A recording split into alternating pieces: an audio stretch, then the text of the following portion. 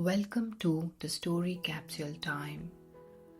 This is episode 2 of Toxic But I Stayed series, Sister and Her Conditioned Love. Sometimes affection doesn't leave bruises, it leaves confusion. It walks into your room with a smile and walks out with your peace. This isn't a story of violence. It's a story of silence, obedience, and quiet wounds, and how choosing peace and not war became the best choice. Let's begin. There was a 7-year gap between them, a sister and a brother, just enough to grow up in two completely different emotional landscapes.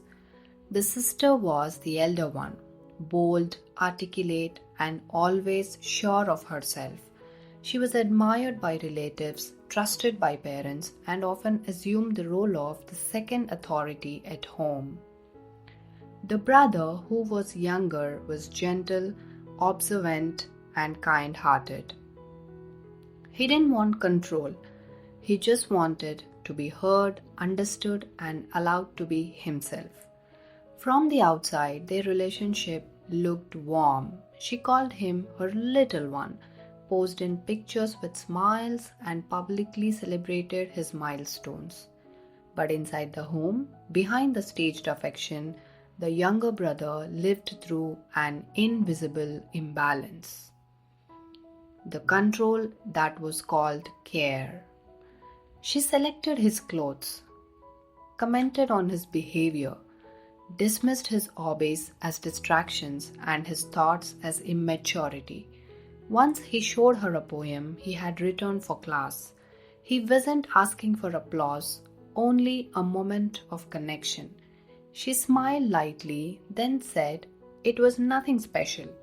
He never shared another piece of writing with her again. There was no shouting, no punishments.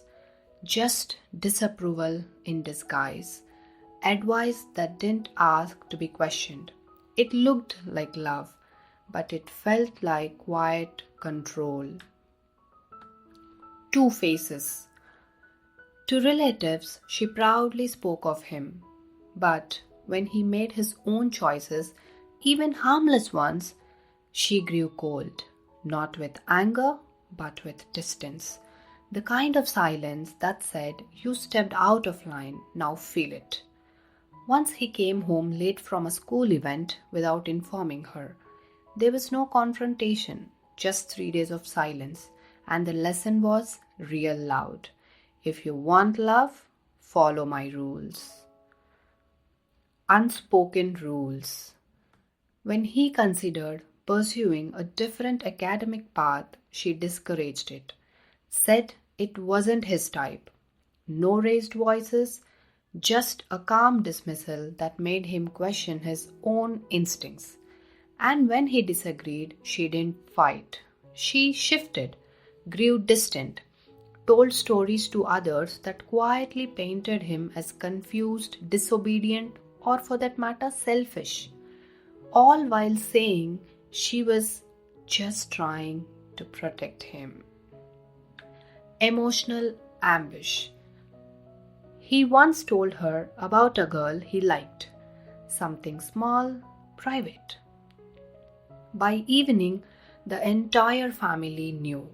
Her reason? I was just worried. But when she returned home after loud arguments with her husband, fights where ego left no space for understanding, he watched the family soften around her. He stayed silent, he offered space, he showed compassion. But when he stumbled in love, she met him with judgment. Not questions, not care, just criticism. The grace she received, she couldn't offer in return. The shift. The change wasn't dramatic. No screaming, no final straw.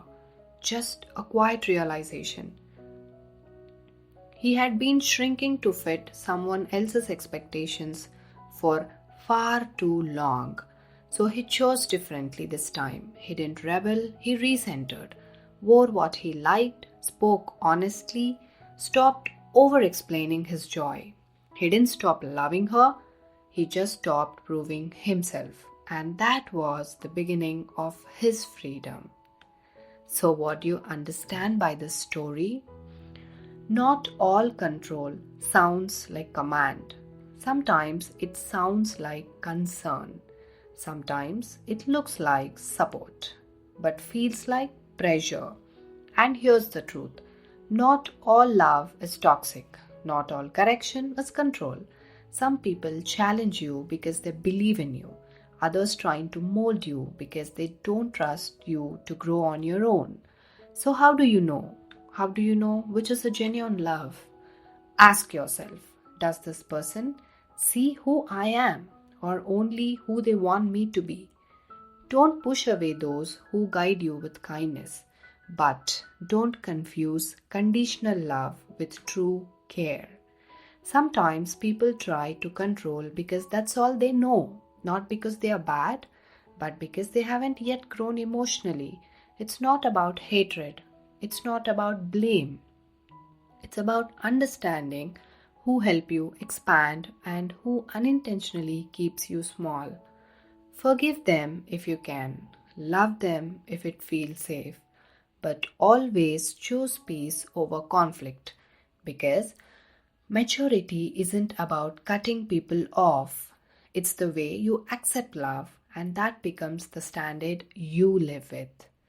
If the story helped you reflect or feel seen, please like, share, and subscribe. Not for gossip, not for bitterness, but to walk with grace toward your own emotional clarity. The end.